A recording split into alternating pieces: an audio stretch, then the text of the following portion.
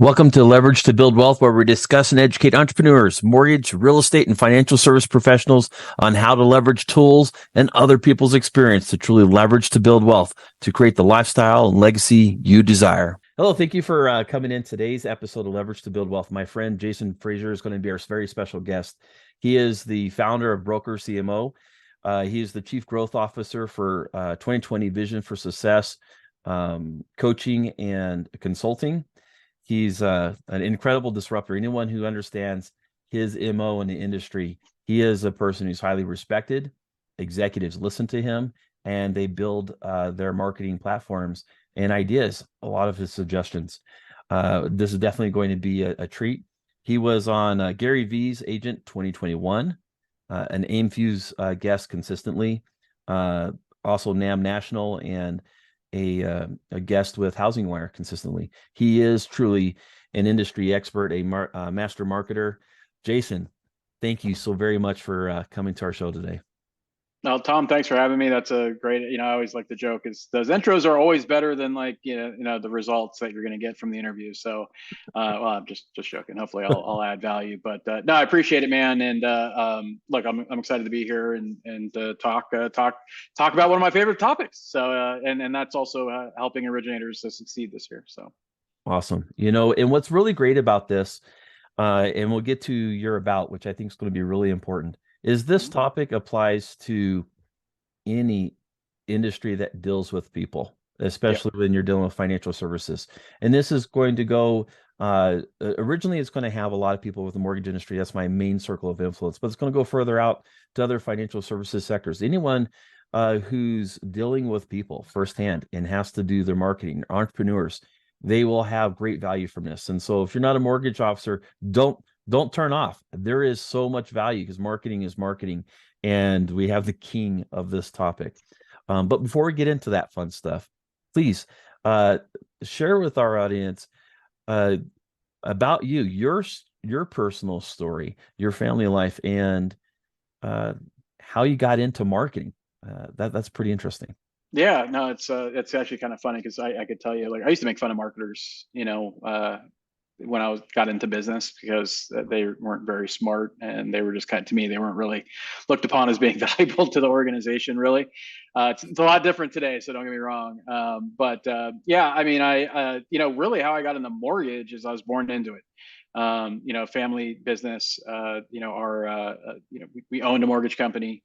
So I was literally in a baby carrier 3 days after I was born on my mom's desk. My mom was one of the first female CEOs of a mortgage bank in the country, and wow. So I grew up around loan officers, agents, people in the mortgage industry. That I went to the office, went to work, I was around it. I grew up in it. And but like my mom always said, she's like, don't go in the mortgage industry. She told me that my entire life growing up, not to not to get into the mortgage industry. Look, it's not for the weak, right? It's like it takes it. And she decided, I mean, she started at the very bottom, to get to the top. And and she's and look, for those that don't know, like back in like the 60s, 70s in the mortgage industry, that women got coffee and they answered the phones. They didn't run meetings, they didn't run companies, for sure, in the mortgage industry. So she had to deal with a lot of stuff. So I'm a testament to that legacy.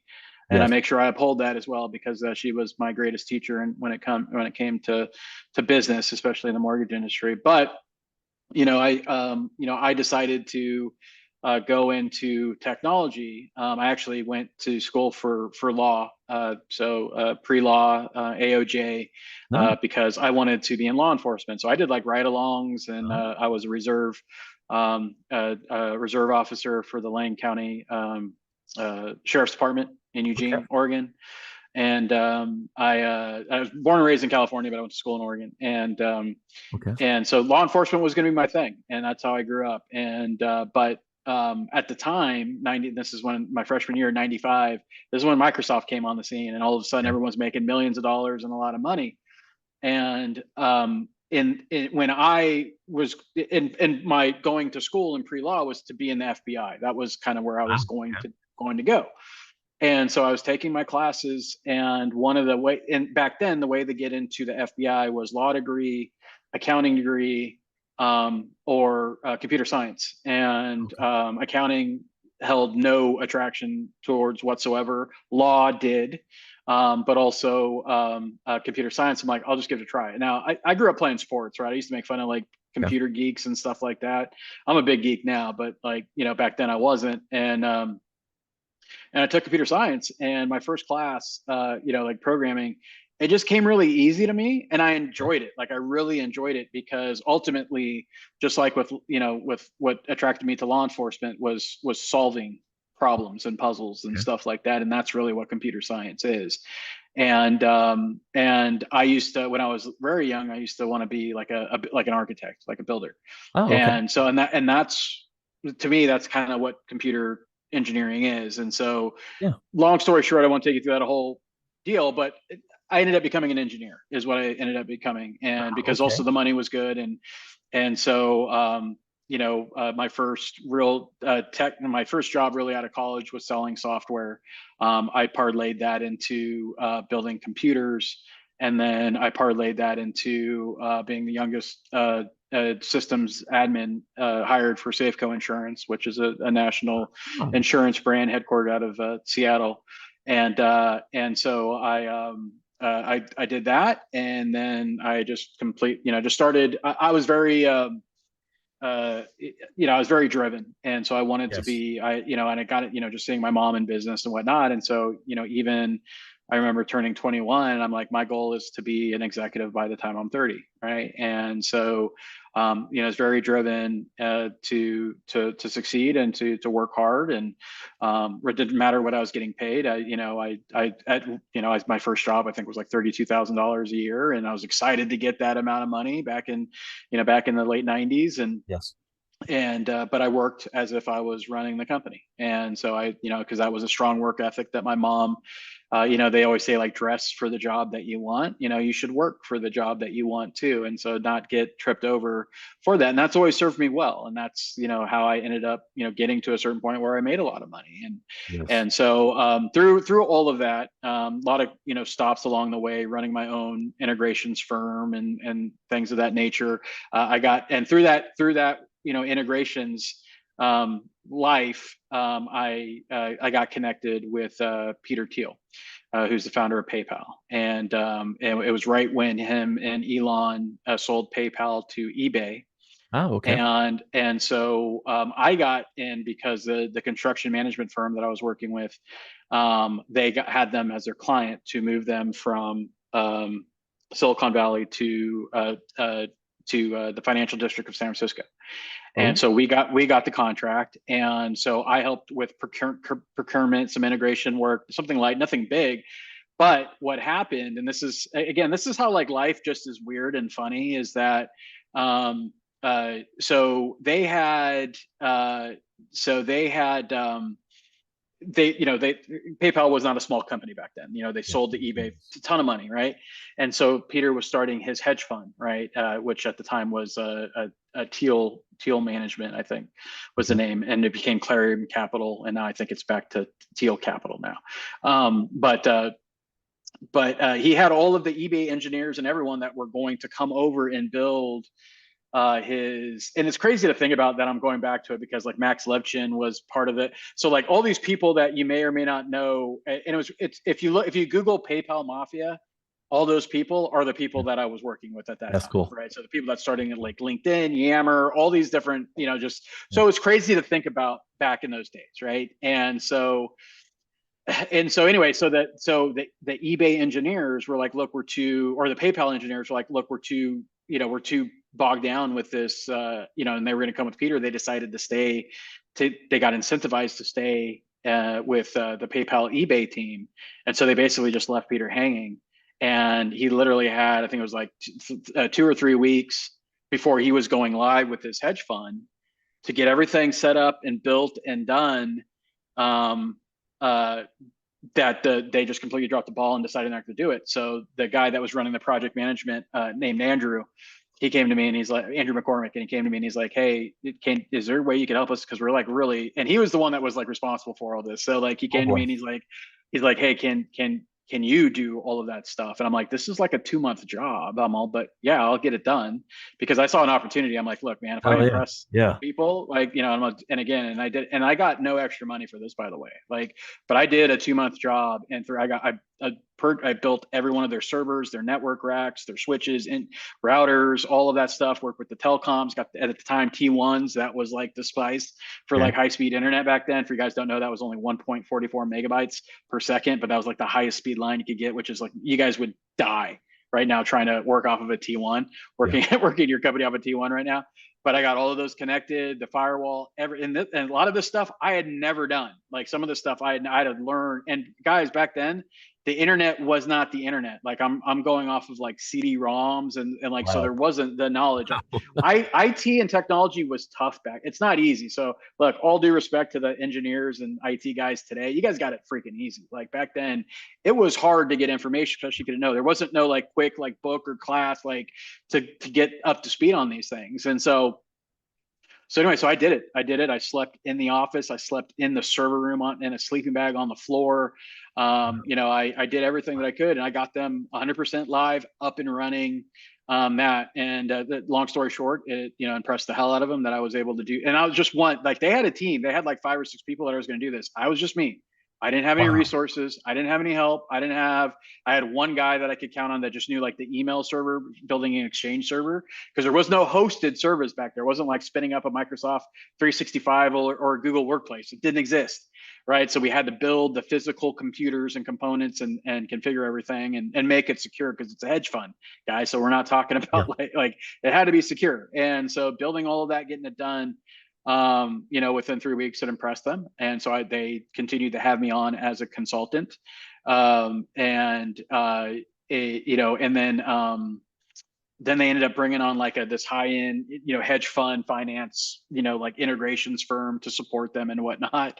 As Castle, I still remember the name, As Castle, and they were good guys, right? You know, and they seemed to be good. Now they had them work with me for that kind of the higher end stuff. Yeah. And then I actually got hired on by one of Peter's portfolio companies to run technology for one of them, and that's kind of where things kind of parlayed, because then I went and worked for that worked for them, and then they ended up not it was a startup and it ended up not going well. So at the time, like the As Castle had completely screwed up, and to where like the chief trader was like, I don't even want them in our building. Like I don't even want them in the office.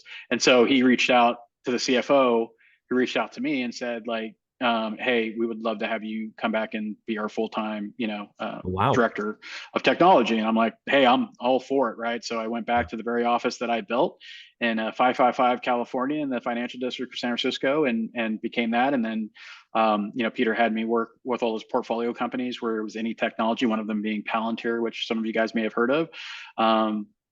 You know, I did stuff for LinkedIn before they were LinkedIn. So I got, you know, it was a great experience, great connection, met some, you know, amazing people.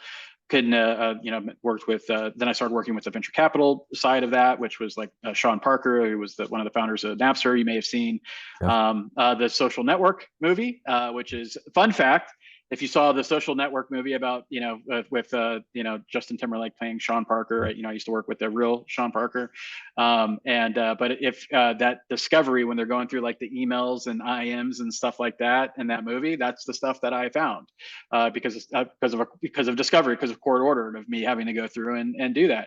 And so everyone knows there wasn't no scheming behind it. Like Peter said, hey, this is what you got to do, and this is what I did. And so I found all the communications and with Eduardo Saverin and all that stuff. I still have an NDA, so I still can't go into some of the details of that, but you saw, I could talk about the stuff that was in the movie. Yeah. So that's kind of the fun fact about me, is that the stuff you hear is some of the stuff that I found during, you know, during my work there. So I worked for his hedge fund for 4 years, and then, you know, various portfolio companies. And then 2009, I was just burnt, because it was hard. It was not an easy job to do. You're running hard. It was a great job. There was it wasn't rare for me to be sleep in the office, work 36, 48 hours straight, especially if we were trading Nikkei. So that's a 24-hour turn around and I'm not the only one. It's not like, you know, that it was look, we got rewarded very handsomely for our work. It was most difficult and most rewarding work that I've ever done from just a experience standpoint. Yeah. But I got burnt out, and I definitely was not there for, you know, my son at the time, my youngest, because I put work first, but also because I was trying to build something. And you know, I try to have those talks, and but they're young, and you don't get that time back. And you know, it's not a decision I regret. It's a decision that happened, and you can't Yes. really regret stuff like that because it was the greater good, and some of what came from that ended up being good at the right time. So, Yes. you know, everything happens for a reason, and so. I took a sabbatical. I didn't have to work if I didn't want to. I made a lot of money. And so I actually did like a mini retirement, played golf. That lasted all of 2 weeks before I got bored out of my freaking mind and Yes. realized like, I can't I imagine you can't, doing nothing. I cannot. oh no, it's hard. I No couldn't way. do nothing. So I started doing philanthropy work from a technology standpoint. So I worked for like charities, nonprofits, shelters, that type of stuff with like technology needs if they're building, you know, stuff like that. Just giving my Wow. time just to keep me busy, and I didn't need to make money, so it didn't matter. Then my mom and the chairman decided like, hey, you know, we're trying to build something different. We're trying to, you know, this was '09, right? So we're just coming out of the crash, and so we're trying to do something different with our mortgage company. Can you come in and do an audit of our systems? And I remember going in and at the time I had built their entire infrastructure. A lot of people don't know that. So I built everything out as a consultant and then handed it over to my cousin to Okay. manage and take care of. And so he did a great job. But there was just, there was things that he just wasn't, he didn't have the experience of building multi-million-dollar networks and you know, like I did in the financial services. Like a hedge fund technology plant compared to a mortgage technology plant is night and day, right? Gotcha. You're talking Jetsons and the Flintstones, right? Gotcha. So I went from the Jetsons into the Flintstones into our family mortgage company looking at this technology, and I'm like, they wouldn't even allow this into our office. You know what I mean? Like they wouldn't even allow us. They wouldn't even allow the delivery guy to deliver it to another office on our floor. That's They funny. would make him like take like the service elevator or something. Like that's how bad the technology was. And that wasn't like, it wasn't them. That was you know, that was back The industry. a ton of mortgage. You know, we're still using a freaking typewriter, right? 2009 we're talking about, right? Okay. And so anyway, so I went in, I did an audit, and I said, look, I've tried to find as much as I could about other mortgage companies. You guys seem to be somewhat in the wheelhouse. I can tell you from a technology standpoint, you guys are like in like 1994, 95, right? So you guys are like 15 years behind what other verticals and companies are doing. Like literally, like my office, the technology I had in my office was more expensive than your entire ecosystem that you had built, right? And so you know, I went in there and I gave a recommendation, things I needed to do, and they asked if I could help. I said yes, and then eventually they asked me to come on full time. Came on as their CIO, and then and that kind of goes into and stop me if you're any questions, but you want my story. This is the Yeah. story, so I hope I'm not boring anyone. But like, how I got into marketing was because look, so Peter was you know, I mentioned the social network #1 in Facebook. So we were dealing with social media, and especially we were the first hedge fund that was regulated by the SEC. Now you guys think like, you know, CFPB is hard and that crap. Like try doing like you know, SOX and SEC regulation as a hedge fund. It's like a 7-month process, right? And so having to monitor communications, make sure people can use social media, all this other stuff. So I got very active in social media because I had to. And so, and I knew the benefits of it, right? Because I was working with portfolio and startup companies that were Yeah. utilizing social media to grow and to make millions of dollars. And so I saw it because we weren't touching any of that.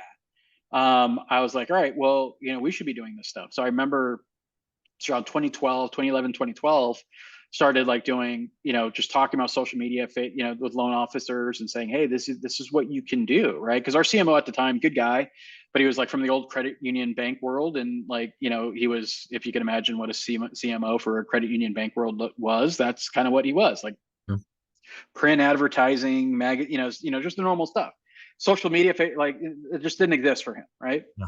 Yeah. So I stepped in with like the digital marketing aspect, right, and did what I did. So I remember this. So, and I tell the story all the time, but I remember doing this with a bunch of loan officers, and I always, when I'm speaking, I said, guess how many of those loan officers told me that they would never get any business off of Facebook or social Wow. media. I'm like, 110% of them, every single one of them Yeah. said that it was a fad. No one would ever get any business, not just them, but nobody would get business off, like how. And so I couldn't convince them. Right now, all of them think that's pretty silly now, and as probably you would too, right? But back then, that was just kind of the thinking in our industry, that you wouldn't, even though that Yeah. other verticals, Amazon, like other things were happening Because at that time, around the time. internet's a hobby. That's a hobby. That's where people are going to shop. They're not thinking like marketing powerhouse No. and being forward thinking. And from what I know from listening to you multiple different platforms, Mm-hmm. and listening on 2020 Vision for Success and listening to what you're doing, you're very forward thinking. Mm-hmm. The past is only meant for milestones, Yep. and look backs. You're not meant to live there. You're always supposed to be forward thinking. That's what a great marketer does, and so that's what I'm hearing, Mm-hmm. and when you're dealing with people who are living in a static environment, almost a black hole, who Yep. they're just dealing with the day to day. They're not really forward thinking, it's, I mean, you're speaking German to a blind Asian person trying to read Yep. Braille. It doesn't Yep. really work. There's no way to translate. And so, Yeah. Yeah. sorry, No, continue. no, absolutely. And that's true. And look, and I'm a contrarian, right? Like Yeah. that's how I've always been. But then, and Peter is is one of the great minds of our time, and he's a contrarian. Yeah. And I learned a lot by being a sponge watching him, right? And how he approached decisions and things that he said in meetings and all that other stuff. And I just tried to think about what he would think about, and things, and just the thought process and whatnot. And so that's how I brought into technology in my world, coming up with ideas and being creative. And so anyway, through that, helping that, kind of revamping some of our marketing materials and stuff in 2016. 2015 came the full-time CMO. At the time, I also was the chief strategy officer, so I had Oh, shedded the okay. CI. I held all roles basically. At the time that I left the company, every single department, with the exception of secondary and origination and mortgage ops, meaning like underwriting and stuff, Yes. reported to me. So every other business unit reported to me outside of that, because I put everything kind of together as just a kind of a difference package. And that's actually, again, something that was different, something that no other mortgage company was doing, and that attracted. It's how we recruited, because I focused on, like, look, when you have walls, barriers of different departments, and there was no HR department, there was no IT department, it Yeah. was all one group that I Yeah. The managed, and then I buzzword had my leaders. was it silos, right? Everyone's looking Silos for didn't exist silos. because it all went to one place, and then and everyone managed each other, knowing that silos would not be. And obviously, if there was something that was like HR, secret, or confidential, like, that wasn't going out. But the point is that it did that. It increased our turn times. It was one of the biggest reasons why we had some recruiters come, because it was not different. It was different when they could say, like, hey, there was no other mortgage company that had this, because I built it. I built it off of what I learned in the hedge fund world, from the prime services side, from brokerages, and I built that same unit within a mortgage company. And so when I became the CMO, I decided, look, someone has to be out front, to attract, to be on social media, to do these things. I'm an introvert by nature, so, like, I'm not excited to be in front of a lot of people or to do small talk, or that's just not how I'm built. Which I is know it seems interesting, weird. because when you're not on stage forefront, which is interesting because you are a great speaker, when you're on stage, but as soon as you get off stage, you're in the back. You're set up and cozy, in the back, which is really interesting in that contrarian aspect. You Yep. can be nestled down in the back, but then when you get on stage, boom, Yep. you're very magnetizing and you know how to get the point across.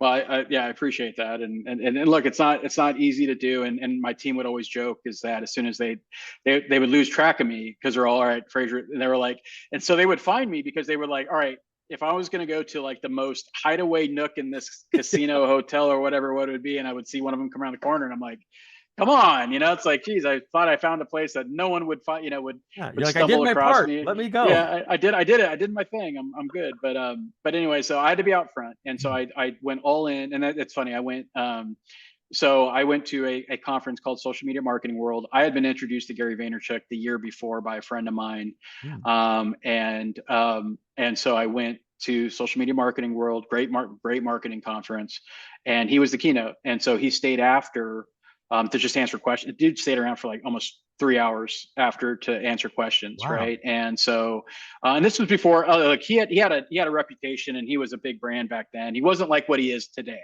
right? So like whereas like he's like in and out and like real quick and stuff like that. He would hang out because he knows he was building something too, and this was before VaynerMedia. Yeah. And so, he hung out and answered questions, and that just kind of put a fire in me, including a couple other speakers I befriended and stuff like that, which was cool because a lot of them have gone on to do great, to do big things. And so, that's when I decided to go all in on Hmm. social media at the time, Snapchat. So we were one of the first mortgage companies on Snapchat. Develop, and I remember my mom saying, "How are we going to get? That's great, but how do we get business off of that?" Until I got loans off of it, and then she's like, "Okay," she's like, "I don't get it, but all I care about is that It it's works. working, right?" And so back then, Snapchat was the TikTok before TikTok, right? It was before it was Yeah. Musically, and you could get reach. I could do geo filters around like San Francisco Giants games and stuff for like $100 and get 60,000 views of our brand and things of that. Like it was stuff that again, no other mortgage company would Wow. think about doing. And so, and again, it's not because it's because I like to do things different, right? And Yes. also because in order to be a contrarian, you have to be okay with being wrong. Yes. And I'm not always right, guys. So like it's, I've failed a lot. There was times where it didn't pay off and where money was lost, but I've gained way more than I've lost. And so I kind of keep that track record. But to that point, Yeah. that's the heart of entrepreneurship, Yeah. right? And that's a big premise of what the channel is about, entrepreneurship and learning your path, and Mm-hmm. how to build to go against the grain of just now. There's nothing wrong with being an employee, and I want to be very transparent. Yeah. And people, there's a large variety of different reasons why people do that, and there's some very common threads as to why someone's an entrepreneur, and the allure and almost maybe self-abuse, of being an entrepreneur, sometimes you kind of feel like, man, is there a little masochism here? I'm like, there's a Yeah. lot of abuse, but there is a lot of that opportunity. And I love the aspect of the opportunity to fail, because that means I have the opportunity to succeed. Yeah. You get to take those shots. And so, and those failures are just part of the price to pay for success. It's like tuition of the University of Mm-hmm. Entrepreneurship. And Oh, so, totally. so I appreciate you pointing that out, because I was having a conversation with a separate group of people last night, that the idea of failure is paralyzing. I'm like, let's run, you know, and if we have a failure, let's fail quick, and Mm-hmm. learn the lessons and pick up and go. And even to the point of teaching my children, and that failure is just part of success. I went to a skating rink yesterday with my kids, and my daughter, who's 4, she kept falling. I'm applauding her, and I'm like, all right, great, you tried, get back up, let's go. And so I applaud the fact that you mentioned that, because especially when people are talking about in their history, they only want to talk about the highlight reels. They only want to talk about the successes. They don't want to Mm-hmm. talk about the times. You know what? I fell on my face. Yeah, we had some side steps, and I appreciate that, because that is a hallmark of, I think, of a true successful person.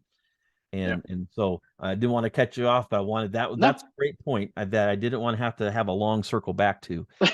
That's special. Thank you for sharing that, and continue. Yeah. Yeah. And I'll try to land the plane here quick. I won't take you through, oh, well, let me take you through 2017 and then 20. No, but long story short, so that kind of started me doing what I was doing. And it took a few years of just doing that consistently: Facebook Live, Snapchat, connecting with the right people. I got invited to masterminds to speak just because I was doing a lot of content. I had connected with a lot of agents. I helped agents connect with our loan officers.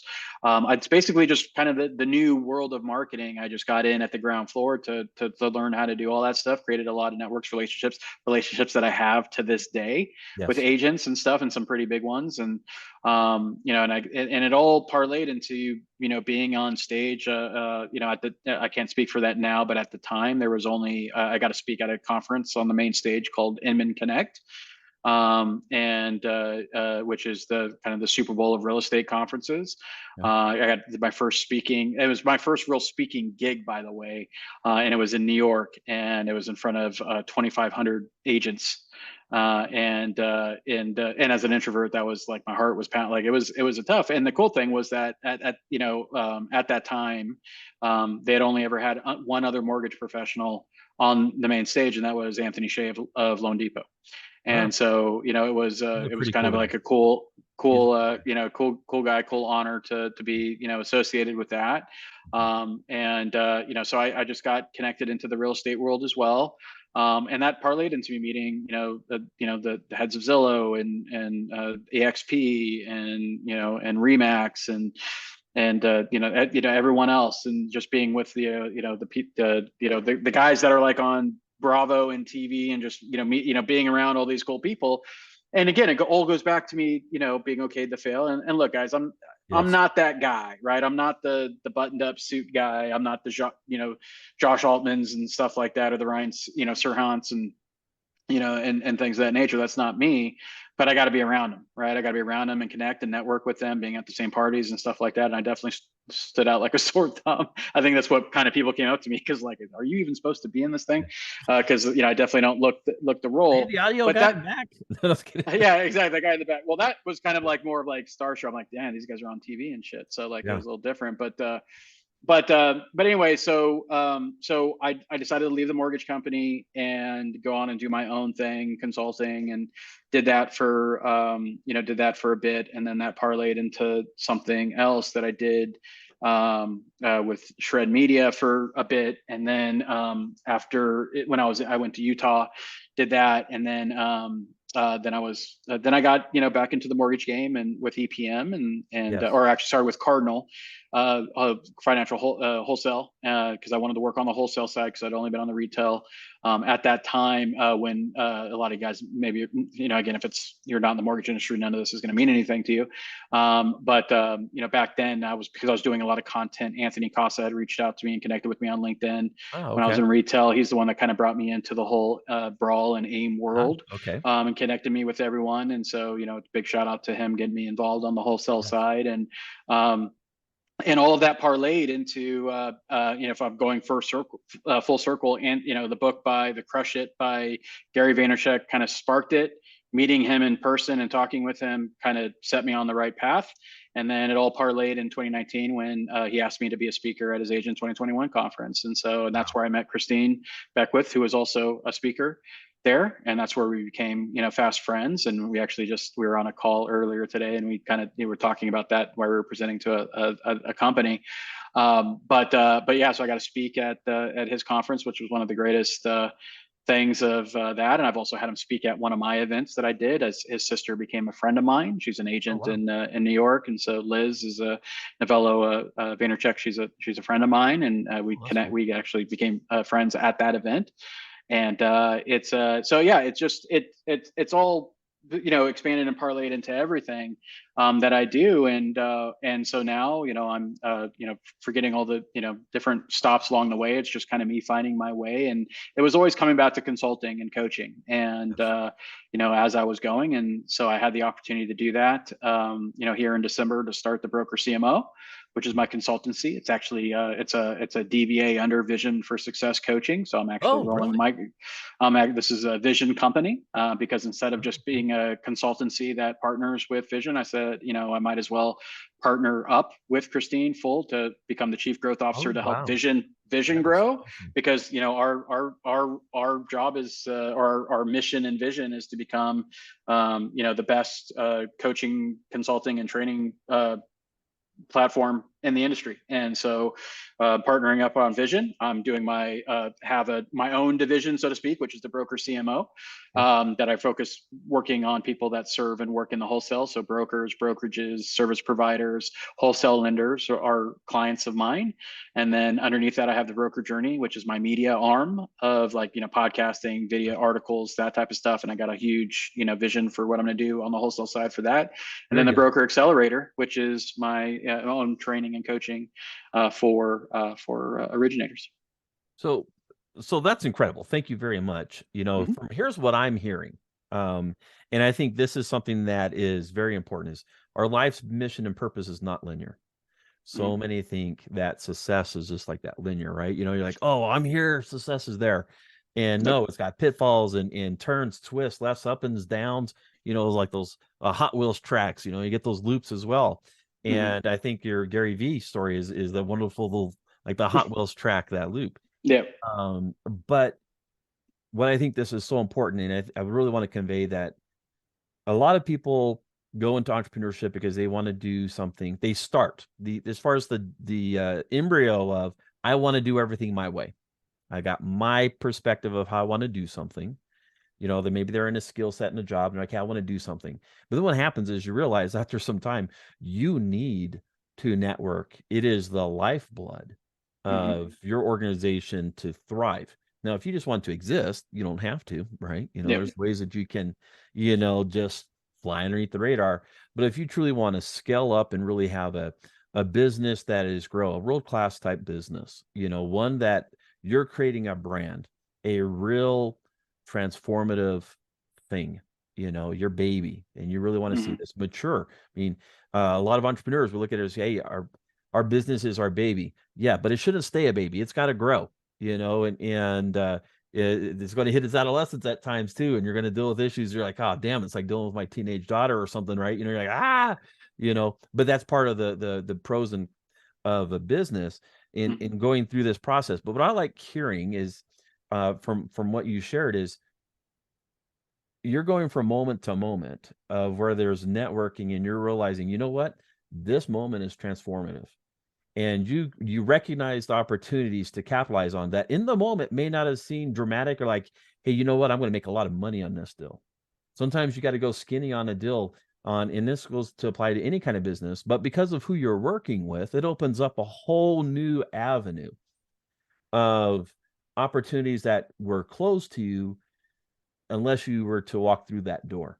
And Yep. and when you're talked about for the gentleman we're working with the hedge fund and so forth, and what that created, and all these other moments, I was talking to Jamie Kavanaugh, and I was mentioning Mm-hmm. that I'm a big believer that our life, again, not being linear, but is packaged in moments. And Yep. true success is to have like a big chest of as many of those life-changing moments as you can. And I seek life-changing moments, not just affirming moments. A lot of people make the mistake of just when they do their research, just looking for things that affirm their preconceived notions, right? I'm like, no, I love being challenged. I like being challenged. Don't get me wrong, I like pats on the back as well, but at the same time is like, I'm looking to be a better person. I want to move forward. I don't want to be the same person in 6 months, let alone a year. I Yep. want to progress and change. And from hearing your story, you embody that in your core personal and professional philosophies because you're not just saying, hey, I know this, take it or leave it, and you're not thinking about challenging stuff or moving. Being a true contrarian, we're always looking for alternative stuff, Mm-hmm. and we're often the alternative voice for others that are like, let me tweak the way I do things. Now, Yep. with that being Mm-hmm. said, in going to the topic at hand of marketing in 2024, there is so much uncertainty Mm-hmm. that a lot of people have in a variety of businesses, life insurance, financial services, mortgages, real estate. A lot of people can feel, whether or not they understand the whys, that there's a storm brewing that's been brewing for a while. There is a storm on the horizon.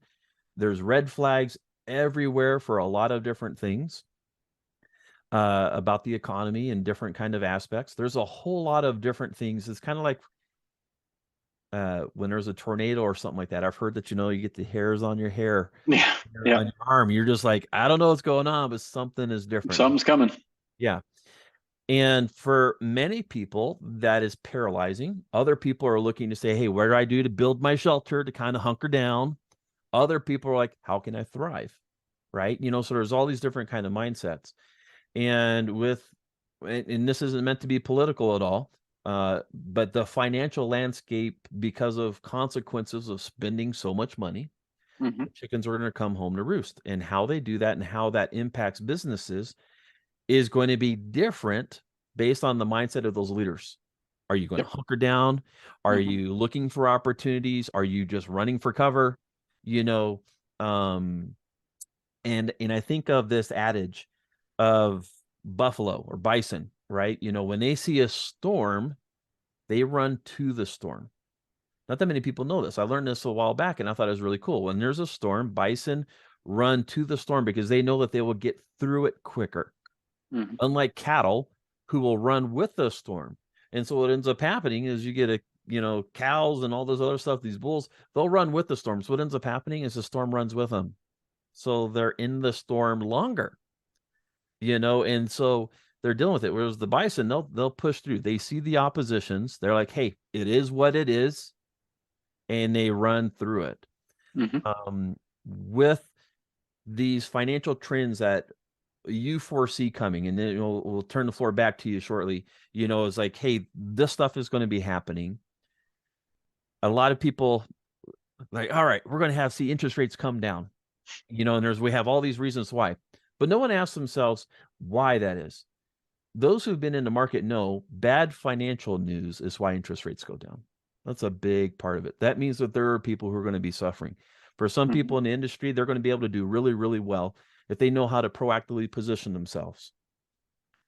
But at what cost? Now, the thing is, that cost we have no control over, as far as what that does to the economy and so forth. It's just, how do you deal with it? Like, the bison doesn't make the storm happen. They just see and can direct their efforts. And how do you, your organization, your family, how can you turn this to a thriving opportunity? Right? There are some very interesting financial storms around the corner.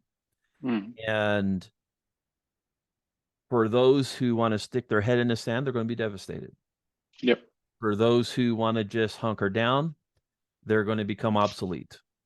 you know and I think this is where your expertise a lot greater than mine. I'm just going off of instinct and Hmm. professional observation, but you're the expert in this aspect. Can you kind of walk us through, is like, what kind of things can financial professionals, because a lot of the stuff with the mortgages kind of carries over. It's like cousin careers, right? What kind of stuff can people proactively do to thrive and do well in 2024? And any other kind of observations that you have, sir, please take the wheel. Yeah, I mean it's a great question, and it's tough. And look, it's I wish I had some sort of mind blowing strategy that no one said, but when it comes down to it, it's pretty simple, right? When I was running Consumer Direct, my success wasn't by knowing about mortgage products or rate. And I know, I look, the difference between me and a lot of marketers out there is because I worked in compliance. I worked in I worked in a lot of areas of the business because I wanted to be a better marketer. I wanted to be a more well-rounded, because whenever I do something, I want to be the best at it. Mhm. And so, I learned a lot of that stuff. But what it comes down to is what made me good at Consumer Direct wasn't any of that. It wasn't any of the mortgage stuff. It's why consumers say yes and why do they say no, and tapping into that. And so that is more important than anything else. So I could easily stay up here and say, do more video, do content, and do some of the stuff that you guys, if you haven't heard that in the last 24 months, then I don't know where you've been, because someone's had to have said that somewhere in your life, unless you're Head in not the on sand. social media. Yeah, yeah, just nowhere. Um, but it's about your intent and understanding, like, this is not something you can outsource effectively until you've built it and work, and until you've done it right. Like, you just don't get your license as an originator and then outsource everything, right? You got to learn the game, right? You got to hone, you got to practice, and understanding that, hey, if you're a loan officer, you're also a marketer, right? You're an advisor, you're a marketer, you're a salesperson, all wrapped in the one. Doesn't mean that that is who you are, but just know that comes with the job, right? This is 2024. It's a different world now. And so marketing has to be something that you know. Now, it doesn't mean that you have to know how to like connect all the systems and do all the video editing and stuff like that, but you gotta know how to put out some content, right? You gotta know how to, and you gotta have some intent with that, but you also gotta be focused on, your audience. You gotta know your target audience who you're trying to reach, and not try to do everything to everyone. And also understand that it's really basic. You have three things you need to know, right? Three things you need to know about consumers. That's it. And it's this. One is they're either going to buy from you, they're going to buy from your competitor, or they're going to do nothing. That's it. There is no other choices. They're going to buy from you, buy from your competitor, or do nothing. Okay. So when they're going to buy from you, what can you do to make sure that happens? When they buy from your competitor, what can you do to make sure that doesn't happen? And when they do nothing, it's either because they're in a position to do nothing, or it's because there's objections that's stopping them from taking action. Once you guys understand and break these things down in very simple elements, and then work your messaging around and around and around, and then realize like, and guys, I'm not saying this is like consistently every day, but if you spent 30 days, I'm gonna tell you right now, if you spent 30 days collectively, not all at once, but 30 days, really honing in, understanding your target audience, understanding the messaging, understanding the pains and challenges of the people you're trying to reach and who you want to do business with. Like you only have to really do that once, right? And then you're done. And then your marketing and sales and everything else just becomes maintenance over time. Right. But no one's really willing to spend the time no one's really spending the time to learn their CRM. Most utilization of technology in here, like whether it's a mortgage coach, MBS Highway or whatnot, usually runs at under 50% utilization. Right. Just imagine if you use that at 100%. Right. Is MBS Highway an important tool for you? Is mortgage coach an important tool for you? Is a CRM an important tool for you? Okay, great. If you're going to tell me it's an important tool, how much is it an important tool of your business? Right. Let's say it's 25%. Okay, great. Now, if you doubled your utilization, what does that mean? That means you just doubled the effectiveness of that tool from 25% to 50%. Would that have a positive effect on your business? Yes. Right. So sometimes it's just numbers, right? Yeah, you don't have to go buy another service. Use the one. No, that you don't have to do it. And you're too many of just bouncing around. So the thing is, what I say is don't overwhelm yourself. Don't do that analysis or paralysis by analysis, which is a lot of loan officers just don't take action. And here's the thing, guys, you can only change course if you're in motion. Well, right. So if you don't take action and you're just sitting there, then you will fail, and you're not going to get any success by standing still. No great company, no great success story happens with someone not taking action. Usually the best success stories, and we touched on this a little bit, is because someone failed or got knocked down and they had to pivot or they had to change course. And that's where the success happens, right? So guys, look, it doesn't, everyone's putting so much of an emphasis on being perfect and making sure. And guys, look, consumers identify with imperfection. Yes. So you guys are creating this big, obstacle for you that just doesn't need to be there. Right. Same with like, I don't like to be on video. And guys, look, the market and success does not care what you like and what you don't like. Yeah. You know what I mean? Consumers don't care about what you like and don't like. Yeah. And so you gotta kind of get out of your own head and realize, like, what is important to me?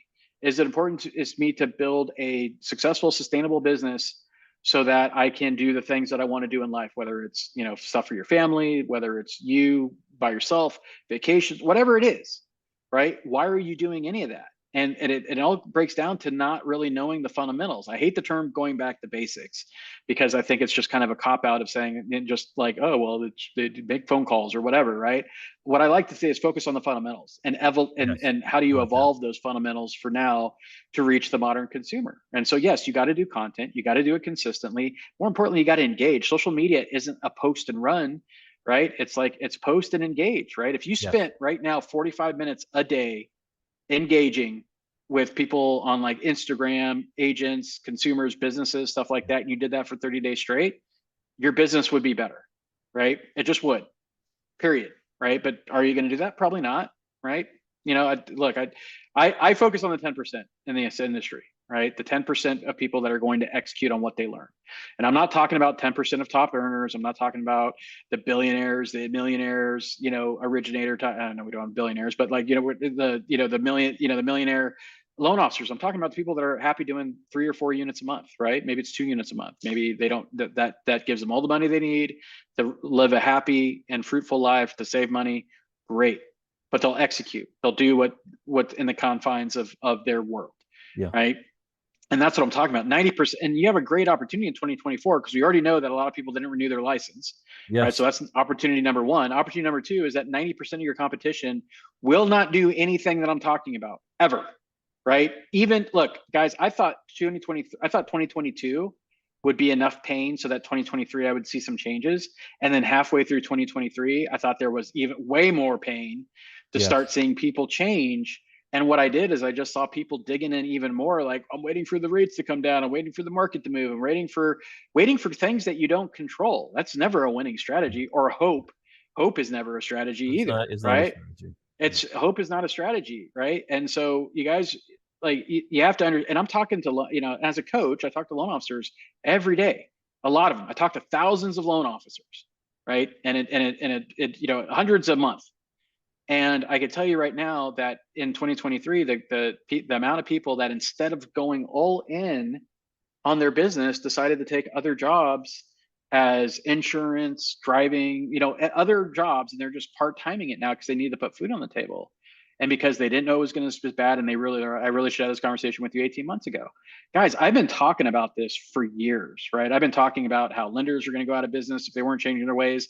I said that, and I was wrong. It wasn't 36. I said 36 months. It was more like 24 months, right? And so, but it's like, I've been talking about it. And look, guys, I'm not happy that I'm right about this stuff, right? Because I don't want to see people lose their job, because that's real stuff, guys. Like it's real. Even if you don't like the company or the lender, like, there's a lot of people that's affected by that. Yes. And I'm as guilty as being like, oh, well, I was right, and kind of being a little, cocky about it, but then realizing, look, I got to be a human being about it.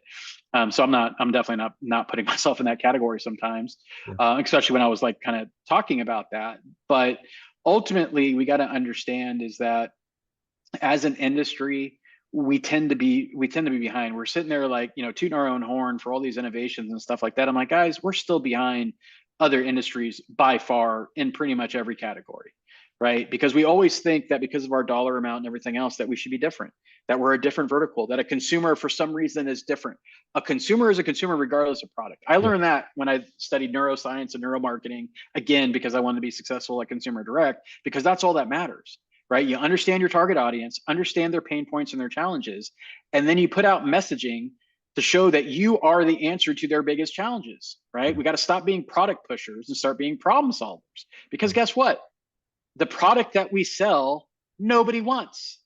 Nobody. There is not a human being alive that decides that I want to go through a mortgage process and I want to be hundreds of thousands of dollars in debt. What?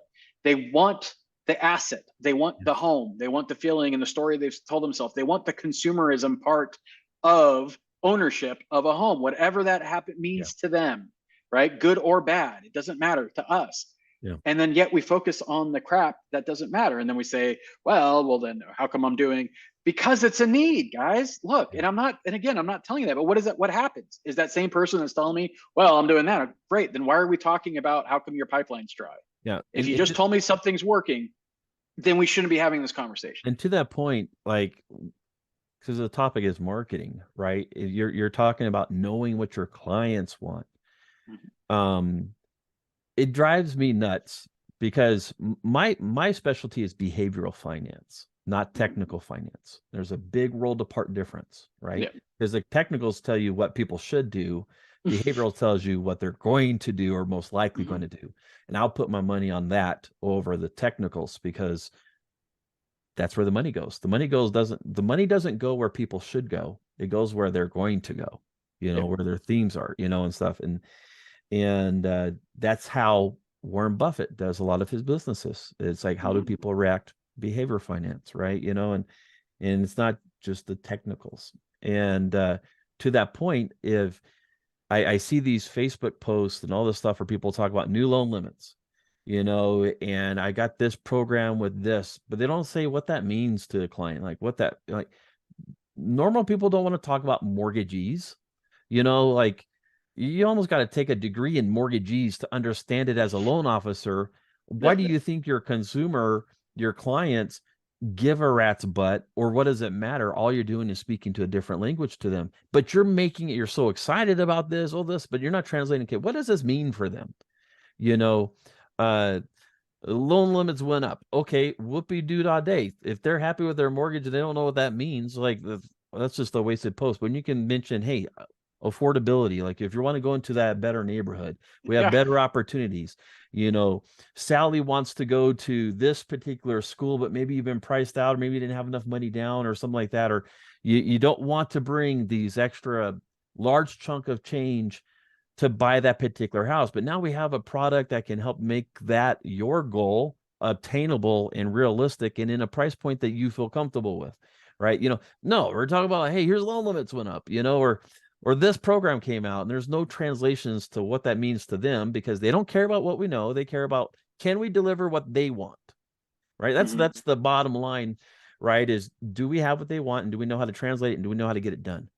Yeah. Right. And is it attractive to them? And or is it going to relieve their pain, that they want to get rid of, even Yeah. if it's temporary, and um, with that, I think that's something that anyone who has the opportunity to listen to you on any of the platforms, and you have a long list, and we're going to put those in the about section as well. We're going to put those links, and you'll have an opportunity to share, how people can reach it. But for those who are listening, if you're not following Jason, even if you're not in the mortgage industry, if you are, you should be. This should be like a required, like if there was a quick list of people that I would mandate if people were to work with me to follow, yours is definitely on the list, and high on the list is like, no, you need to understand, because marketing is the lifeblood of your business. That's how you stay in business. That's how you Yep. go. That's how you expand. That's how you scale. You can't do that without marketing, and so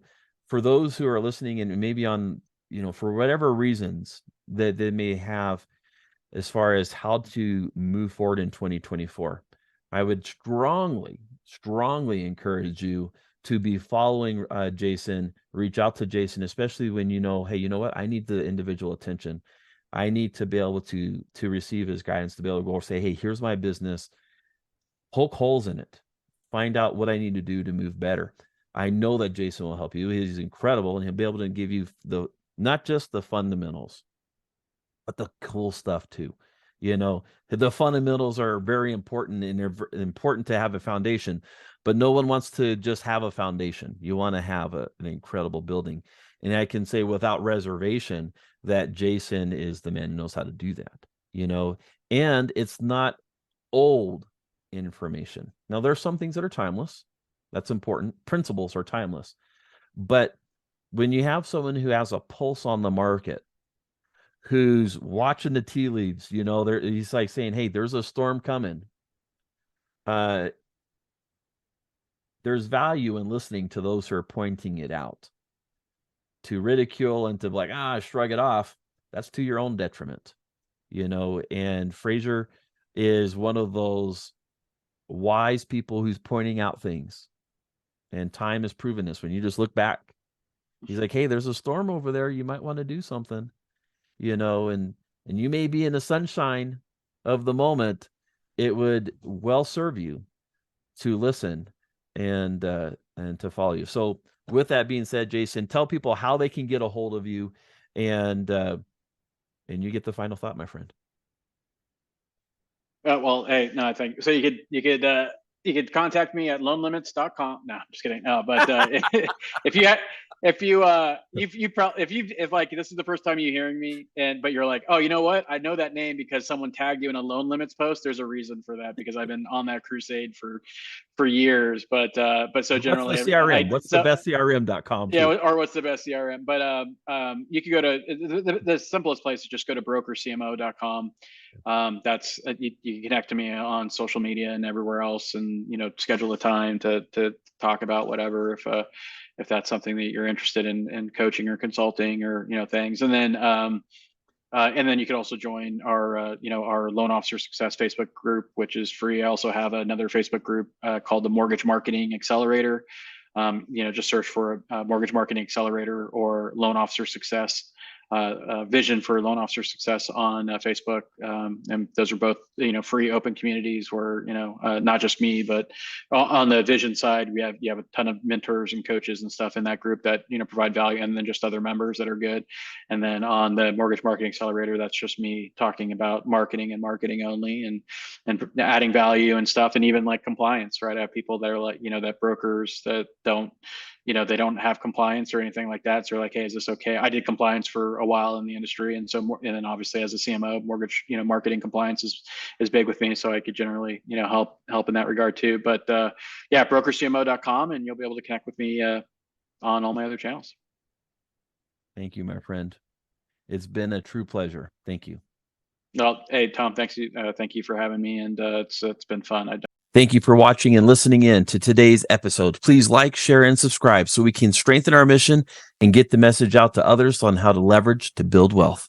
Who's next?